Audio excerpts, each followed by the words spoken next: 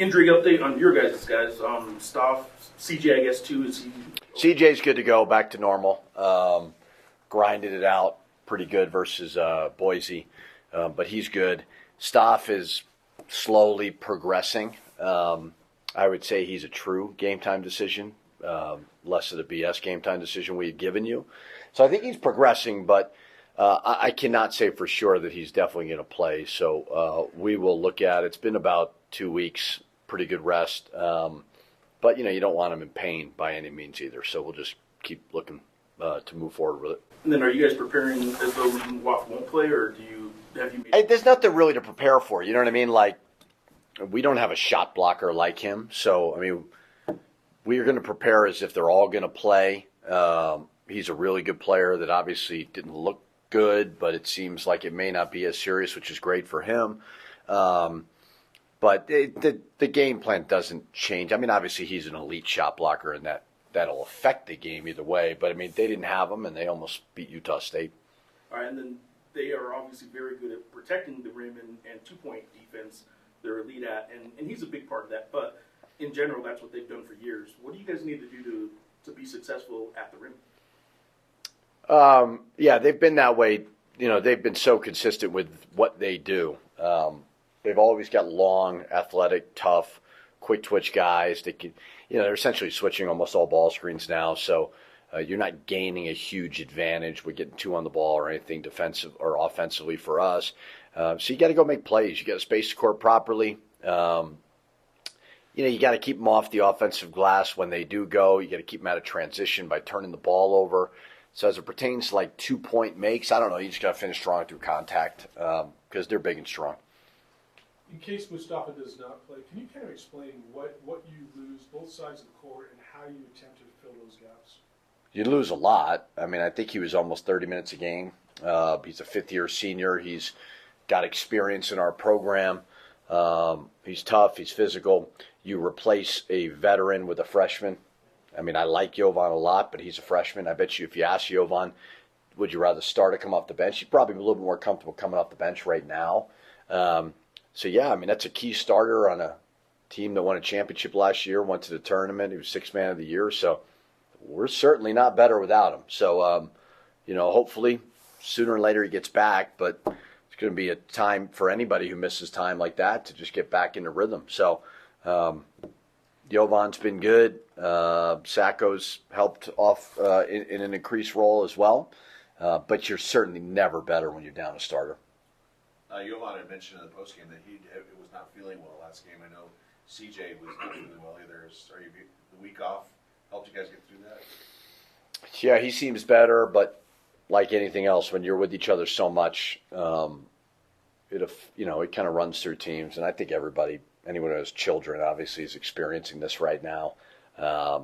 So I don't think I think not having Mustafa certainly was a factor in the Boise State game, but I wouldn't say any of the illnesses. I know CJ grinded through it pretty good, but no excuses there. So everybody seems all right. The week off, was that a good chance to give these guys a break and maybe hit reset, just get away from things? Yeah, I mean, it's always nice. I don't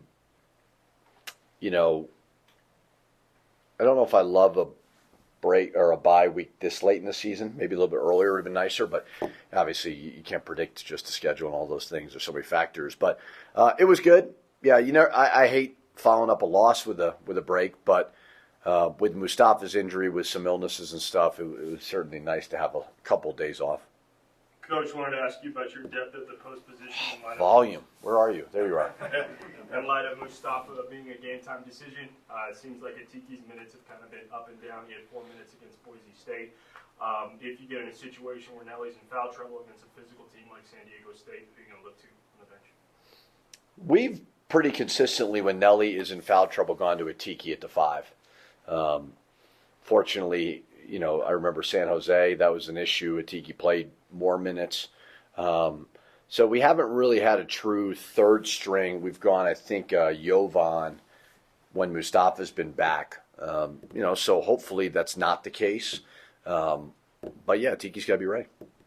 At this point of the season, everyone's hungry. Everyone's kind of desperate for wins. You're in a back-to-back situation where you're facing another team that's on the NCAA bubble, like, does it change the approach for some of these games? Because you're playing teams that are fighting for their lives at this point. Approach never changes. It's never going to change. I work very, very hard at that.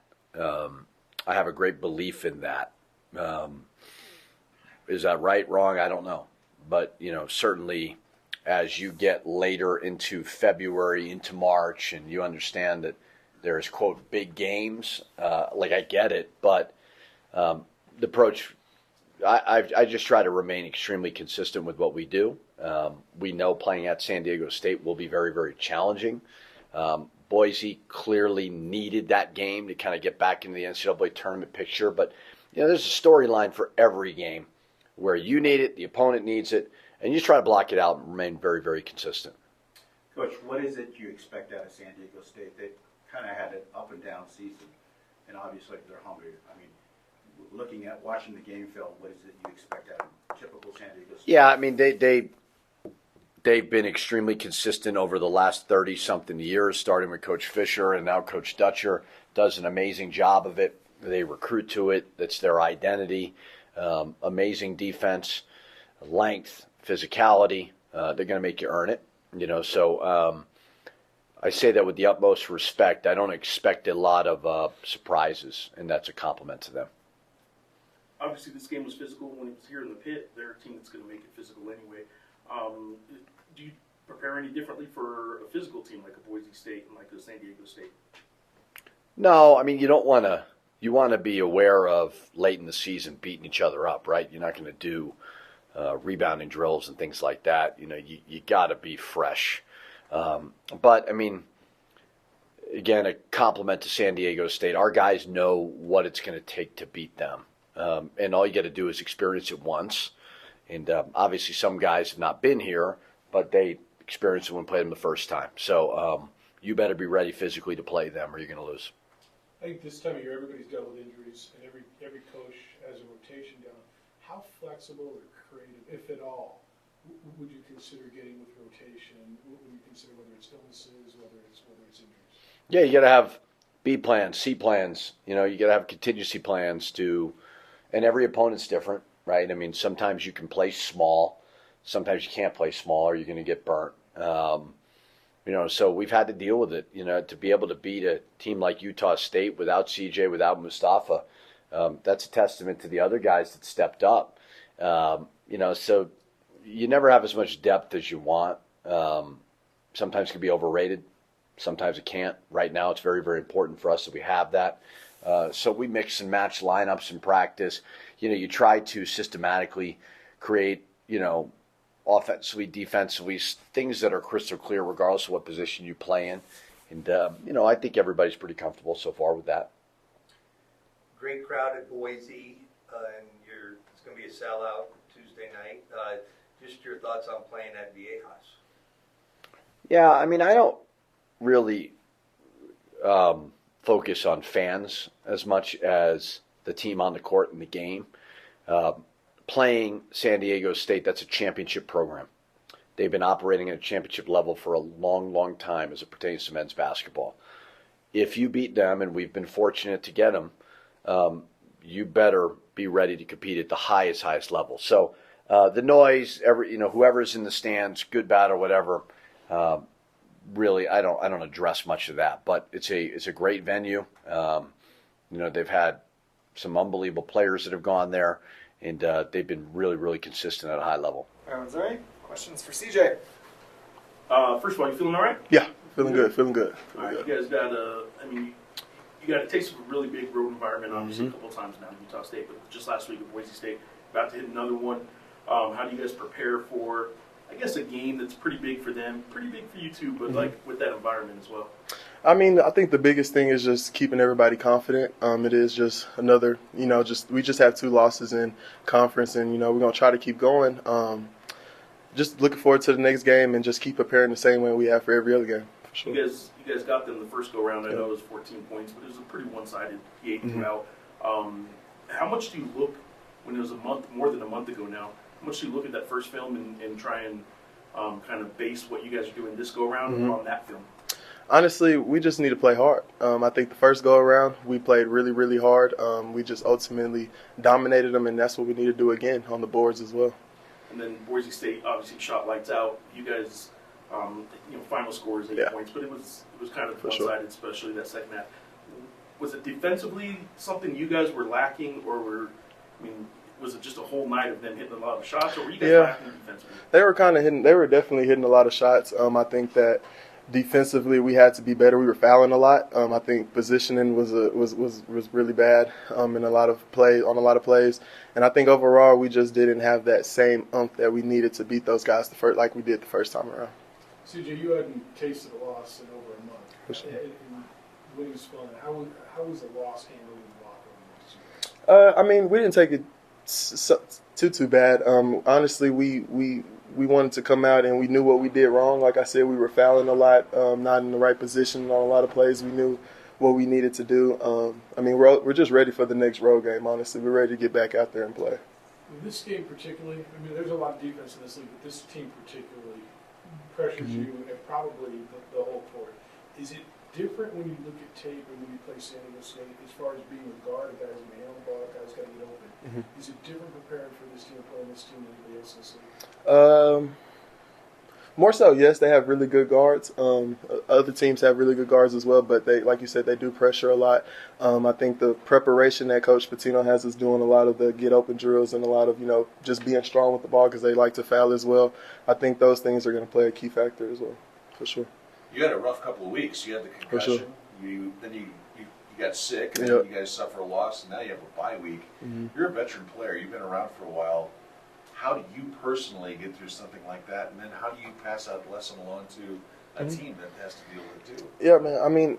It's a long season. A lot of things happen. I think the biggest thing is just staying grounded in the gym, not getting too far away from the gym, and, keeping everybody confident. I talk a lot about confidence because I try to instill that in a lot of people, and Coach Pitino does as well. So I think the biggest thing is just staying in the gym and being confident around this time. And, with me personally, I would just say getting a lot of rest. I got a lot of rest these past few days. So for everybody, really, too. And coming off loss, and then Utah State is within a half game of you guys in the standings. I know you guys are still in a pretty good spot, but is there a feeling going into this game tomorrow night that maybe it's a must-win for you? Oh, yeah, we think every game is a must-win game for us. It's a competitive league, and we want to win every game. So, yeah, for sure. Yeah, you're in the locker room. I know you've gotten over your sickness. For sure. You can see it a little bit. You were a little bit slower Yeah. than you were sick. Yeah, for It's sure. pretty obvious. But when you guys are well-rested, what's the feeling like? You're going to take the best shot from every team because they're fighting for postseason play. And what do you do to go in there and keep the eye of the tiger and get the win? Yeah, confidence is the biggest thing, I would just say. We have to go out there and play hard with confidence. I think when we do that, we beat teams. You've seen it here by 10-plus points, and that's another thing that we want to do on the road is beat them by another 10-plus point win, so for sure. CJ, playing in a hostile road environment like Viejas over at San Diego State, you guys got experience with that playing at Utah State. This will be your first trip to Viejas. How do you prepare for that? Honestly, just like every other game, watching their clips, watching what they do, really, really well, and, ultimately feeling comfortable before the game about, mentally what I have to do to prepare. And then physically it's just going out there and playing hard. That's always the first step. So, What are you guys missing if Stoff doesn't play? I think points, and I think rebounding, and like in the first game, Stoff brought a lot of toughness. So I think that toughness factor as well in the forward position, I would say. You talked about their Without fouling.